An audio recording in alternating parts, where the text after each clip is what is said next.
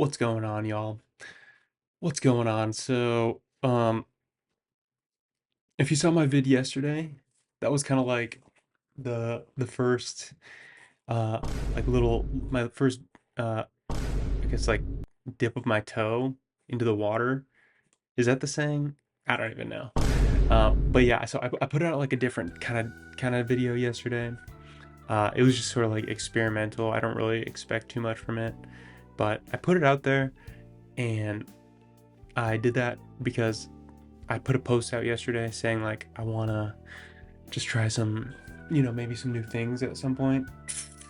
Just like expanding outward from TCG, just to kind of more things that are like on the website, so like streamer stuff, sort of things. And so yeah, I put that one out yesterday. Got like 5 views. I'm not even like mad about it, even though I know there are some YouTubers who made their channel like 3 months ago, and they have like 30,000 views in their first video.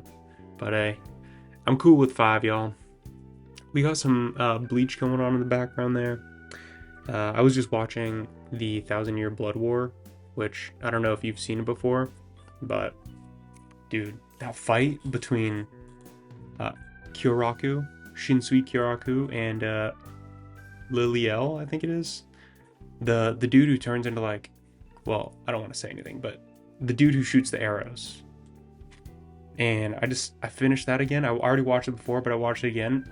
Oh, masterpiece. So good. So good. Been a productive day. And I also went to the gym, so I don't know if you guys are seeing the gains or not yet, but I usually like have a lot more strength before you actually see my muscles.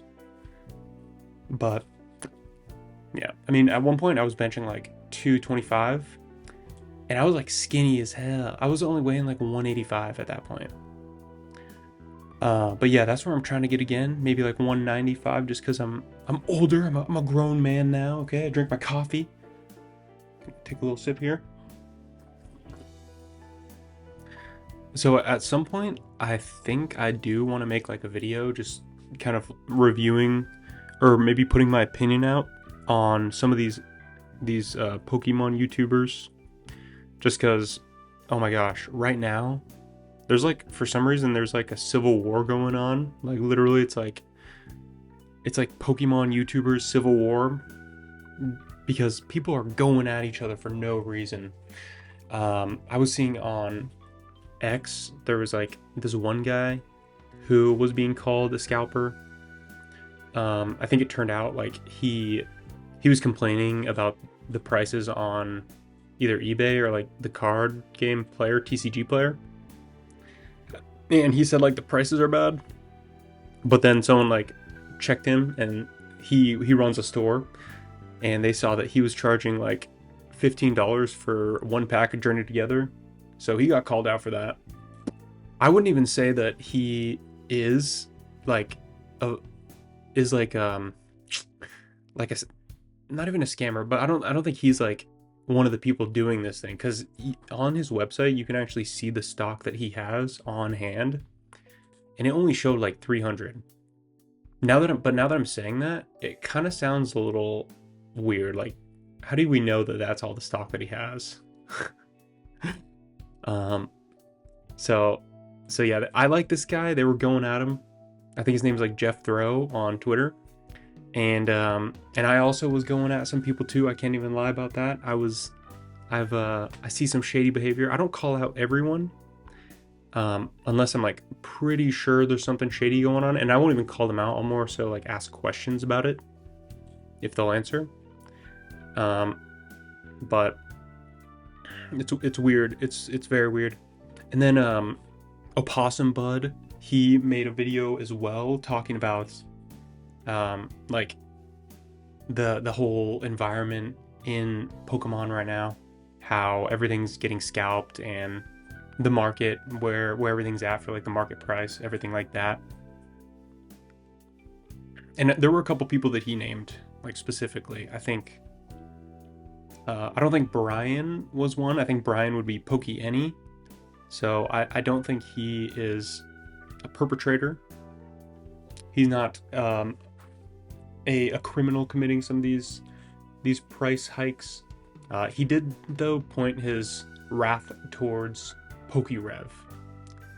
Now Pokerev, if I had to think of him, I would say he's kind of like the Disney Channel of Pokemon Poketubers. He's like the Disney Channel. He's like Jake Paul when he was in Disney Channel, and I feel like if he like, I feel like outside of the Pokemon world with Pokerev, I feel like he's just like a total bro.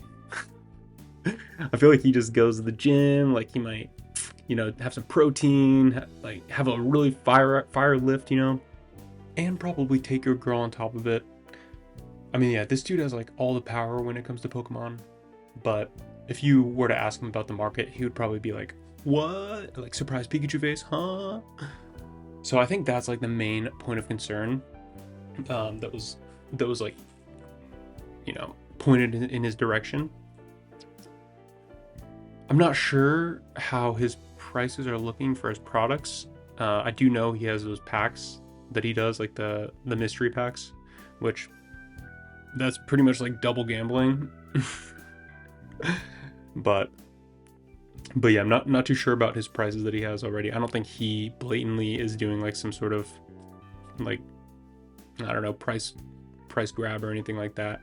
But he's definitely ignoring the problem, and that's becoming an issue. We need our savior, our Lord and Savior Pokerev, please. We're just going straight to the source. It doesn't even matter. We're just gonna go straight to the source. So the Poke Cave, that's where Pokerev is hiding. He's hiding inside the cave. Okay, and these are his products. So let's see if we can find anything that's just market price. I will say though about these packs, it's kind of like double gambling. It's double gambling because you're gambling on a pack anyways when you open it up, because you're never knowing if you're gonna get like a good pull, and then but it's double gambling on this because you don't know if you're gonna get like a green set or a red set, silver, gold. On these packs, he has like different levels, and when you buy this pack, you have a chance of pulling like the higher level, and then in the higher level, there's better cards or better packs. So let's just read right here. Let's just read what the heck is going on, because I've seen a ton of people just like either really sad about these, or I've actually seen a couple hits also on Reddit, but I don't know about the old double gamble strategy. I don't think the double negatives cancel out and make a positive. I don't know if that works with the gambling. So these are the packs. So Pokerev Obsidian packs are here. Chase for the rarest Pokemon booster packs in the new top tier, Obsidian. If you're lucky enough to pull this tier, you'll get first edition Wizard of the Coast booster pack or an EX era pack. We also include a ton of different fan favorite chases such as Rainbow, Mega, Throwback, Gold, Silver, Red, and Green. These are limited, so grab them while they are in stock. Due to high demand, orders will take 1 to 2 weeks to ship. Thank you for your patience. Smiley face. Pokerev packs are original. That started it all. I wonder how long he's been doing this for. Probably a long time. I would assume. Okay, so yeah, this is kind of the part that makes it really gambling. The chances of picking an Obsidian pack is 1 in 200. So when people see that, they want to get that 1 in 200, and that makes people want to buy more. So right off the bat, there's like there is that aspect to it. It's like a loot box. So 1 to 200 obsidian, 1 in 100 you get rainbow, 1 in 25 you get gold, 1 in 10 you get silver, 1 in 5 you get red, and then you guarantee to get a green, I guess, at least. So, damn you, PokeRev! Don't smile at me like that. I know what you're doing. I'm just kidding. No, so far these look okay. So far these look cool. I wonder if we could like find someone who's really just here, look, I'm gonna pull my old strategy out. Just type in Pokemon. Go to like the, oh god, there he is. Don't look at me like that. Does this guy have a shop? I feel like my head is about to explode. Okay, Nostalgia-nomics, he definitely does. Folks, Stop it. welcome back. As my friend Brian at Pokémon would say. So yeah, Brian at Pokémon. These guys kind of work together too. And I would say both Nostalgia-nomics and Pokémon, they're both educated under Gary Vaynerchuk. So they know a lot about like the business aspect of this thing. Which means that they have a lot of ability to either, perform well or perform kind of shady. But let's, and I feel like that's kind of important. Like these guys, they're just selling Pokemon cards, but they have real knowledge about business. Like I feel like if they wanted to, they could set up like an insurance company and, call it like whatever Patrick Bet David did. I think it was like People Help People, PHP. I think so. People Help People. Yeah, PHP, which was founded by Patrick Bet David, I think.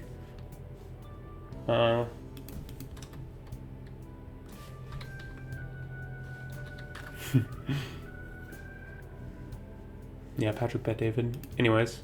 So yeah, these guys are they're like really business savvy dudes. So I wouldn't put it past them. Okay, well this guy's selling his for $9 for a Journey Together. Okay, we gotta go to the source now. We're not messing around anymore. So this is the dude who I was talking about. And his name's Jeff Throw. I don't know. I don't like this whole thing on Twitter where people like hide their image. Like, is this him? Is this him? Which one is him? Whatever. Anyways, he was getting roasted in the comments like yesterday, I think. And so right now it's like pretty much anyone can catch a stray, Pretty much anyone. Okay, so this was the one. So this guy, Jeff Throw, he says he was on tcgplayer.com where you can go to buy like packs that are legit. You don't have to worry about getting like a resealed pack or anything like that. And he posted this picture. Hope you guys like my cup, by the way. So he says, when do we all collectively say enough is enough? And this is a picture of Journey Together booster box, which is $253. Journey Together Elite ETB, $120. Just outrageous prices. And then in the comments, this guy right here, Champ Collects, he commented saying, when people like you sell packs at retail price, and like laughing emoji, how do you even make a post like that when you're part of the problem? Boom, he just like dropped a bomb, dude. Sheesh. And it got the most likes on this post. And so Jeff responded. He said, it's actually wild it took this long for someone to go to my shop and call me out, lol. Wait. That's kind of weird. So when I bought those, the market price for Prismatic Evolution binders was 40 plus. I listed them accordingly. So you are correct. The supply and demand thing affects everyone. Okay, come on, bro. The supply and demand thing is really annoying. It's like, dude, just go sell like a course or something, bro. We're just trying to get some cards, brother. That's it. However, I did list these Surging Spark booster bundles at $25.99 when the market was $50. Okay. So it's kind of like it comes back to how shops procure inventory. Always expecting shops to take a loss is weirdo behavior. That's fair. I mean, to be fair, I think the margins, when you're running a business, I think usually margins are low depending on like what you're doing. And I would assume if you're running a card business like legitly and you're like a distributor or like a vendor, then you should also be obligated to work within those margins.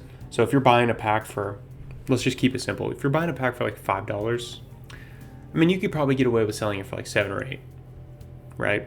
So $5 original, then you sell it for 7 or 8. That's to be expected. But people are just going crazy. They're buying packs for $5 and then they're selling them for $15. So not really, I don't know, it doesn't seem like very honest work here, can't say. But I won't automatically say this guy is bad by any means. I actually like his Twitter. So shops can choose to pass some of the savings on to customers and just list at market. I'm a bit of both. So pretty much what he's saying is like sometimes he has to put things out at the market price, and then sometimes he puts things out at MSRP, which would be like, I don't even know, like sale price or whatever. That's the price that you get it if you were like Target or Walmart. It's like that's the price that is expected to be sold for. So I guess this guy's just like picking and choosing, which kind of makes the argument like doesn't really, I don't know if it doesn't really help, bruh. And then here's his website. So let's just do a little look here. So yeah, he's still selling them for $13.99. Shrouded Fable, sealed tin. I don't think it should be that much.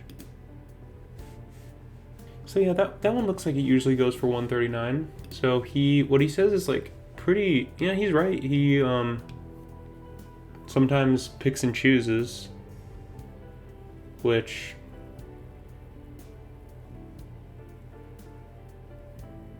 I mean that's okay.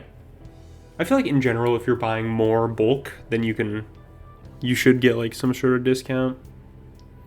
But yeah, if you're just like a single fan and you're just needing to get that fix from cracking open Prismatic, then you can do it here for $13.99, $15.